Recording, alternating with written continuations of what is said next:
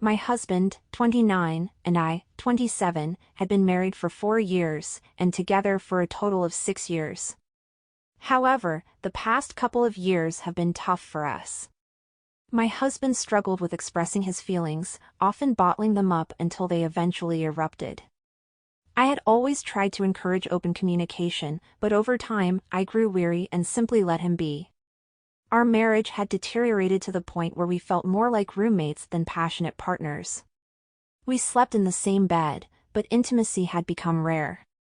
Arguments became a constant part of our interactions, and they revolved around issues that had never been problematic before. I found myself questioning whether our relationship would survive this rough patch. The situation worsened during the pandemic when we were both constantly at home, working remotely. The proximity and constant interaction made it challenging for us to maintain harmony. We unintentionally got in each other's way frequently, which added to the mounting tension between us. When the pandemic finally ended, I was thrilled to return to work. The opportunity to meet my coworkers in person again filled me with excitement, and I realized how much I had missed them during those isolating times. After the first week back at work, we decided to celebrate our survival and find a bar to socialize. The gathering included 4 of my female coworkers and 2 of my male coworkers, one of whom I had a close working relationship with. We often collaborated on projects, and he was known for his fun and gentle personality. On our way to the bar, I offered a ride to that male coworker who preferred not to drive due to his tendency to overindulge in drinks when at bars. Once at the bar, I was thoroughly enjoying myself, relieved to be away from the constant arguments at home. The male coworker I was close to at work had a natural charm, and people sometimes jokingly referred to us as husband and wife. That light-hearted label subconsciously drew me closer to him during the evening. Throughout the 2 years of working together, we had innocently flirted, but neither of us had ever considered taking things further than just playful banter. However, that night, something felt different. As we spent more time together, the connection seemed to deepen, and I couldn't help but feel a growing attraction. Deciding to drop off my male coworker at his house on the way to my own, I began to contemplate the complexities of my emotions.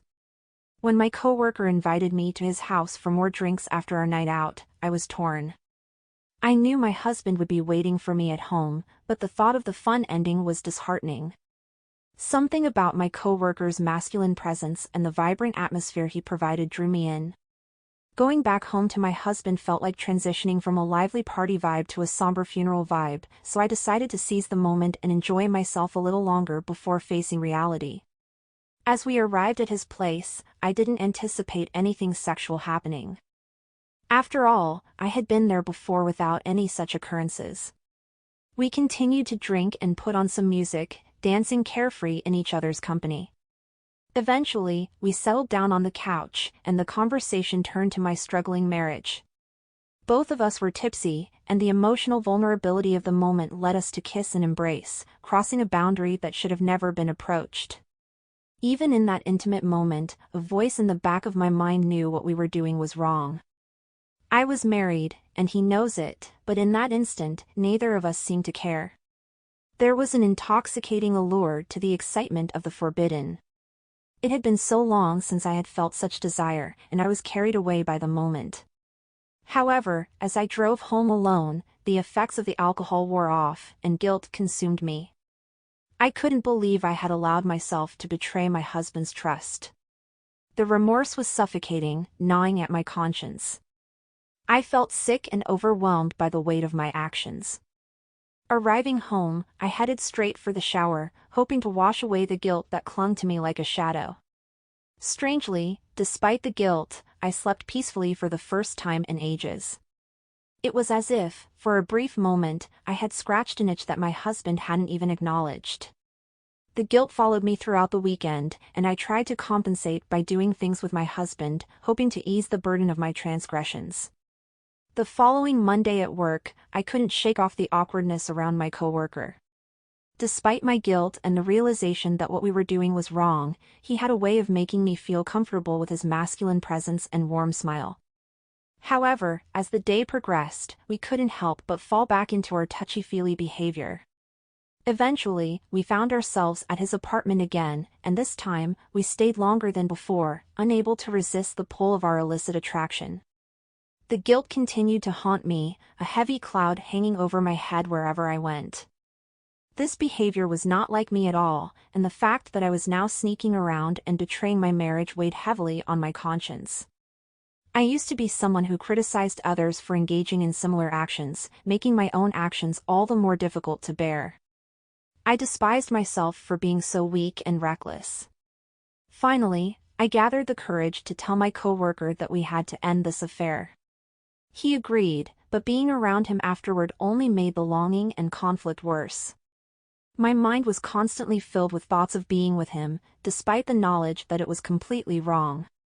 The situation became even more complicated because we still had to work together, making it challenging to escape the temptation. As if the guilt and inner turmoil weren't enough, my husband surprised me by expressing a desire to try marriage counseling, a step he had never considered before. In our therapy session, my husband bared his soul, expressing a depth of love for me that I had never experienced from him before. He took full responsibility for his role in our marital problems and wholeheartedly committed himself to saving our marriage. The weight of my ongoing affair crushed me, and I could no longer bear the deception. I found myself breaking down, confessing everything to my husband in the presence of the therapist. Tears flowed freely as I admitted to my betrayal, explaining that the affair had started during a period of difficulty in our marriage but was not the reason for our problems. After the confession of my affair, I expressed to my husband the depth of my regret and sorrow for betraying our marriage. I assured him that I had fully rededicated myself to our relationship and was committed to making things right. To ensure no further contact with the coworker, I immediately requested a transfer to a different project group, effectively eliminating any chance of being around him. Within 4 months, I even secured an entirely new job to further distance myself from the past. During this time, we attended therapy sessions to work through our issues. I implemented an open device policy, allowing my husband complete access to my phone and other devices at any time, without needing to explain or question his actions. It was a difficult journey, but we persevered, emerging on the other side stronger than ever. It truly felt like we had moved past the devastating event, entering a new phase in our relationship. However, the problem resurfaced 3 months ago during an industry conference in our city. My husband accompanied me, as we both shared similar professional fields. At the conference, I was thrilled to see a speaker I had admired for a long time. After her talk, she remained to engage with attendees, and I was eager to approach her and express my admiration. But as I got closer, I noticed that my ex-coworker was among the people already engaged in conversation with the speaker. I told my husband we should go get lunch, but he was understandably confused because he knows how much I admire the speaker. He kept encouraging me to go up there, but I kept deflecting and saying I was hungry and would rather eat. However, my husband seemed confused by my sudden change of plans, as he knew how much I admired the speaker and had been eager to see me approach her. I kept deflecting his suggestions and insisted on getting lunch instead. But my husband wasn't giving up that easily. He persisted in asking why I didn't want to approach the speaker. Feeling cornered, I finally revealed the truth. I promised my husband that I would never be around my ex-coworker again, and seeing him engage with the speaker made me anxious and uneasy. The news hit my husband hard, and he looked visibly hurt as if he had been punched in the gut. We went home, and he became unusually quiet for several days. We eventually talked about it, and my husband admitted that he had never seen my ex-coworker before and had never wanted to. Witnessing him in person made the affair real in a way that mere words could not convey. I fully understood my husband's feelings, and I felt deeply remorseful for causing him this pain. I offered anything to make it up to him: couples therapy, counseling, anything that might help us heal and move forward. My husband initially assured me that he was fine, but his behavior began to change shortly after that. To my surprise and dismay, my husband started making slightly racist remarks.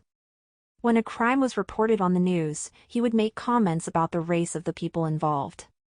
This behavior was completely out of character for him, and it troubled me deeply. It was as if the pain caused by my affair had manifested in a harmful way, turning him into someone I hardly recognized. My husband's behavior was completely out of character. He had never shown any signs of racism before. In fact, it used to upset him greatly. However, after my confession about the encounter with my black ex-coworker, his comments had become increasingly racist, leaving me shocked and uncomfortable. When I finally mustered the courage to address the issue, he brushed off my concerns, further exacerbating the tension between us.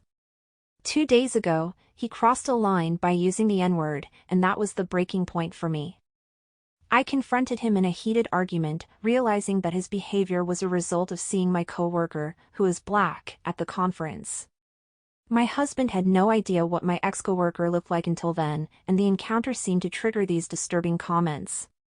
However, when I expressed my discomfort with his racist remarks, he retorted with accusations, saying that I was taking my ex-coworker's side over his.